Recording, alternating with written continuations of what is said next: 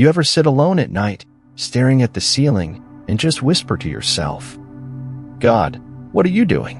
Where are you taking me? Because none of this makes sense. Yeah, I've been there. Actually, I was there not too long ago. And I gotta tell you, it's one of the loneliest feelings in the world. When life throws things at you that don't add up. When your prayers seem to hit a ceiling. When the people you trusted walk away. When your heart is tired but the pain keeps going.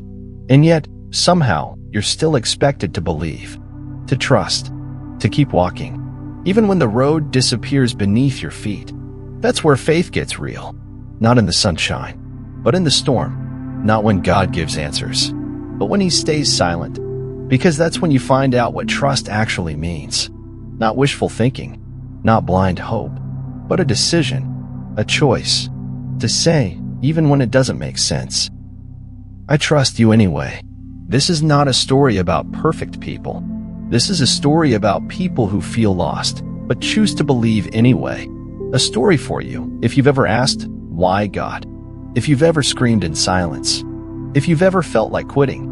So, let's talk. You and me. No preaching.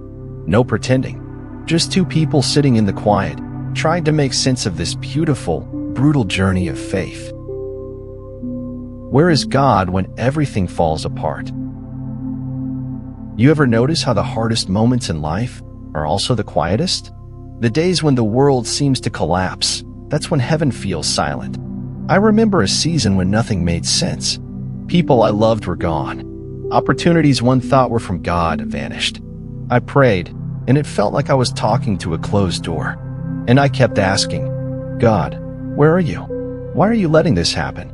But here's the truth I didn't want to hear at the time. God doesn't always speak in lightning. Sometimes He moves in shadows. We expect Him to rescue us loud and fast. But sometimes He lets things fall apart, not to destroy us, but to reveal what cannot be shaken. He lets the fake crumble so the real can remain. He lets the noise fade, so we'll finally hear His whisper. It's in those moments of total loss that we're forced to face this question. Do I trust God? Or do I only trust outcomes that make me feel good? Because real faith, it's not built in answered prayers. It's built in the waiting, in the not knowing, in the quiet place where only trust can survive. And trust isn't loud. It's not dramatic. It's a still, small voice inside that says, I don't understand, but I believe you're still here. But even when we whisper, I trust you, there's still that question that lingers. Why God? Why me? Why now? So let's talk about that next. Let's be honest. We don't usually ask, why me, when life is good. We ask it in the middle of heartbreak, in the middle of confusion, in the middle of the mess. And that question, why me? It's not just curiosity. It's pain. It's the cry of a heart trying to understand what feels unfair. God, I'm trying. I'm praying. I'm doing my best. Why are you letting me go through this? What did I do wrong? I remember crying that prayer through clenched teeth, tears falling silently in the dark. No one knew. No one saw. But I was breaking inside. And here's what I've learned through the breaking. God is not punishing you. You're not being punished. You're being prepared. Prepared for something deeper, stronger, wiser, something you wouldn't be able to carry if life always made sense. See, pain has a way of revealing what comfort hides. Struggle exposes strength. Loss uncovers love. And the silence of God. It teaches you how to hear what most people miss. If you're walking through a valley right now, it doesn't mean you've done something wrong. It might just mean you're being trusted with a deeper assignment. And I know that doesn't make the pain go away. But maybe, just maybe, it gives the pain a purpose. So if pain has a purpose, then maybe the question isn't why me? Maybe the real question is, God, what are you trying to teach me through this? You pray, you wait, you believe, and nothing. No sign, no miracle, no breakthrough, just silence. It's one of the hardest places to be as a believer, That space between what you prayed for and what God allows. It feels like betrayal. It feels like heaven's turned its back on you. God, did you even hear me? Are you ignoring me? Or worse, have you left me? I've wrestled with those exact thoughts. And here's what I want to tell you. Silence doesn't mean absence. See, we assume if God doesn't move the way we want, it means he's not moving at all. But God isn't a vending machine. He's a father. And sometimes, the most loving thing he can do is not give us what we asked for.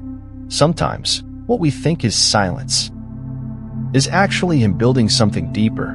He's training your heart to trust, not in outcomes, but in him. Because let's be honest, if God answered every prayer instantly, we'd end up loving his gifts more than we love him. We'd chase blessings, not his presence. We'd worship what he does, not who he is. But when he's quiet, when all you have is your faith, that's when your love for him becomes real. So if you're still waiting on an answer, don't give up. He's still listening. He's still working. And maybe, just maybe, the silence is sacred. But what if you did give up? What if the silence was too much and you walked away? Does that mean it's too late? Let's talk about that. Let me ask you something. What happens when the silence gets too loud? When the pain feels unbearable? When you stop waiting and you walk away? Maybe you didn't slam the door on God. Maybe you just slowly drifted. One unanswered prayer at a time. One disappointment after another. Until one day, your heart whispered, maybe he's not coming. I get it. Really, I do. I've been there. And maybe you're sitting here now thinking, I stopped trusting God. I stopped talking to him. I gave up. It's too late. But listen to me. It's not too late. You haven't ruined anything. You haven't gone too far. God's not keeping score. He's keeping the door open. You may have walked away, but he never left you. Not for a second. He's not angry. He's waiting. The love of God is not like the love of people. It doesn't vanish when you mess up. It doesn't grow cold when you doubt. He's not ashamed of your questions. He's not surprised by your pain. You might have given up on him, but he never gave up on you. So if you've been distant, come back, just as you are. You don't need the right words. You don't need to fix yourself first. Just come, because grace was made for people like us. So what now? If you come back, how do you keep trusting? How do you hold on when life still doesn't make sense? Let's talk about that next. So, you came back. You whispered a prayer. You cracked open your heart again. But life? Still messy. Still uncertain. Still filled with unanswered questions. And now comes the hardest part. Trusting without evidence. Believing when you still don't see. Let me tell you something honest. Faith doesn't always feel good. Sometimes, faith feels like showing up to an empty room and saying, God, I know you're here, even when your soul says otherwise. Real trust is not about feeling strong. It's about choosing to believe when you feel weak. It's waking up each morning and saying, God, I still don't get it, but I'm not letting go. Because trust isn't proven in the good times. It's proven when nothing goes your way. And yet, you still stay. You stay rooted. You stay close. You stay honest. Even when your prayers feel like whispers in the dark. And maybe that's what God wants. Not polished perfection, but presence. Not forced smiles, but faith that limps and cries and still shows up. You don't need perfect faith. You just need persistent faith. The kind that shows up anyway. The kind that says, even if the mountain doesn't move today, I'll still climb. But maybe you're wondering, how long do I have to wait? If God is real, if he's good, why does it take so long? Let's talk about the waiting. Let's talk about the waiting. It's the part no one wants. The part no one teaches you how to survive. Because waiting feels like being forgotten. Like standing in line with no sign of movement. You ask God for something. You believe.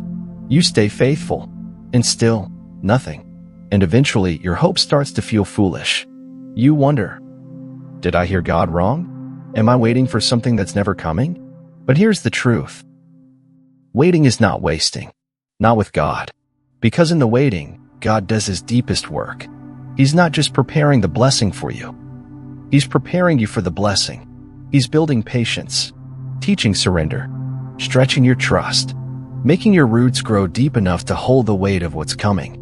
Because sometimes what you want quickly would actually crush you if you got it too soon. So God waits, not to harm you, but to protect you. You think nothing's happening? Oh, something's happening. In your heart, in your character, in your soul. So if you're waiting right now, you're not stuck. You're not lost. You're becoming. So where does that leave us? Maybe life still doesn't make sense. Maybe the pain hasn't gone away. Maybe you're still waiting, still questioning, still hurting. But look at you. You're still here, still breathing, still believing, even with a broken heart. You showed up today, and maybe that's what faith really is. Not knowing all the answers, not having it all together, just showing up, one day at a time, one prayer at a time, and trusting that God, even when you don't see Him, even when you don't feel Him out, He's still in control, still working, still loving, still writing your story. So keep walking, keep whispering those prayers, keep holding on even if it's by a thread, because the God who brought you this far is not finished with you yet. Just because life doesn't make sense doesn't mean God isn't working. Trust Him anyway.